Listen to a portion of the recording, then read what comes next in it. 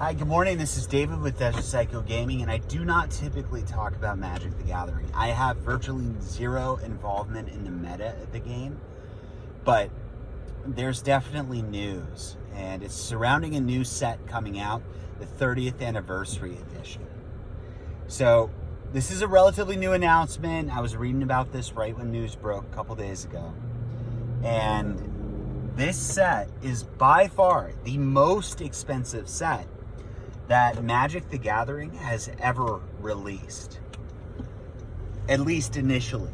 So this set is $1,000. It's $999 a box, and each box comes with 4 packs. So it's $250 a pack, essentially, for some reprint cards that cover the most pivotal moments of early reserve list Magic the Gathering. Black Lotus is one of the cards included in there. It has a lot of power included.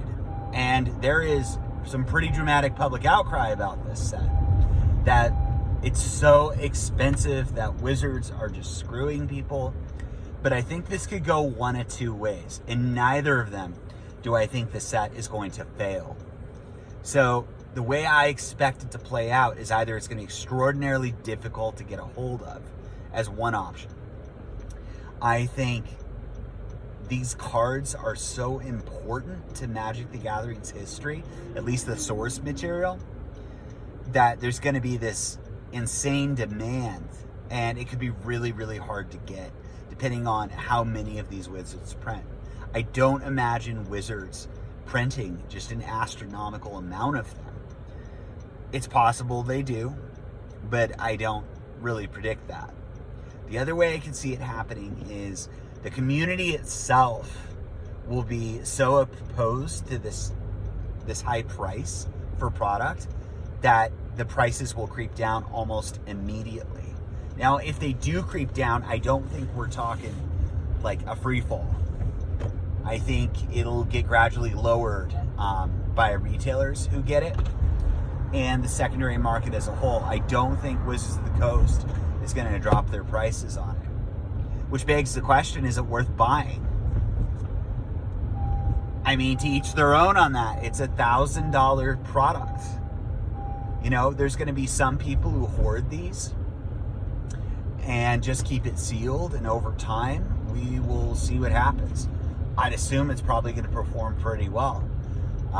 The people who open it, it's going to depend on what the secondary market thinks of these reprints. I think, like I said a moment ago, that the source material is so incredibly iconic to Magic the Gathering history, and the fact to get these cards, you have to pull them from packs, and the packs are so expensive. I think it's going to have some pretty dramatic price movement in an upward trajectory. That's just what I'm thinking. I'm curious to see graded what these cards end up going for. I'm also curious to see what the pull rates are going to be on these really in-demand products. I have read that the dual lands are going to be much easier to get than the power cards. So it's really likely to pull some dual lands from these sets. Now, for the dual lands to, I don't know. I don't know about the dual lands, because there's revised dual lands beta. I know it's going to be themed in 2 different ways. So each pack comes with variants. There's like a modern contemporary reprint variant, which has the little holo on the bottom, like modern Magic the Gathering cards do. And there's going to be a like beta themed card. Now, just like the collector's edition that came out many, many, many years ago, it's going to have a different back to it. So you can't play with the cards. You can tell very clearly they are not beta. But I think there's going to be a demand for it. I think Wizards knows what they're doing with pricing. I think $1,000 for a collector's set of this. I call it collector's set. It's not. It's just a standard set with 4 packs, but it's like a collector's edition to me.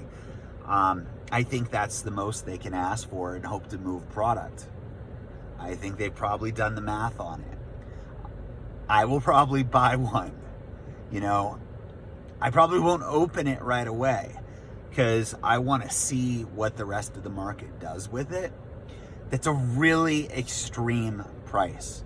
It's a extreme price. When you're talking about prices like that, $1,000 a box, movement downward holds an especially large amount of risk, because if you're talking a 10% swing, hey, that's $100. Poof. And we don't really know how it's going to do and how it's going to be received as essentially another collector's edition. You know, it's been many, many, many years since that came out. You know, it's like 28 years or something like that. It's maybe I'm a little off on that. I think it was in 93 that collector's edition came out. I'm kind of excited for it, frankly. I mean, I would love to get a Black Lotus. I don't want to spend $10,000 in packs to do it. I think it's so expensive that you're not going to see these cards cheaply on the secondary market. I just don't think they're going to be there. I think some of the cards are going to drop in price, and then other ones that are harder to get are going to be moving. So I don't know if these are going to be easy to get or not. I have a hunch that there's not going to be a tremendous amount of them made, and it's going to be kind of a challenge to get a hold of. They're expensive enough, and depending on how much money Wizards wants to make, it may not be as hard as what I would expect. I do know there's going to be major price gouging in the secondary market before release. I mean, people trying to scalp these, but the thing with that is, I mean, there's a limited number of people who are going to pay a couple $1,000s for 4 packs, you know?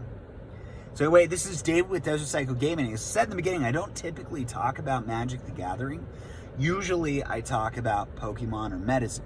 But this is a very, very relevant topic. So if you decide to buy it or not, it comes out November 28th.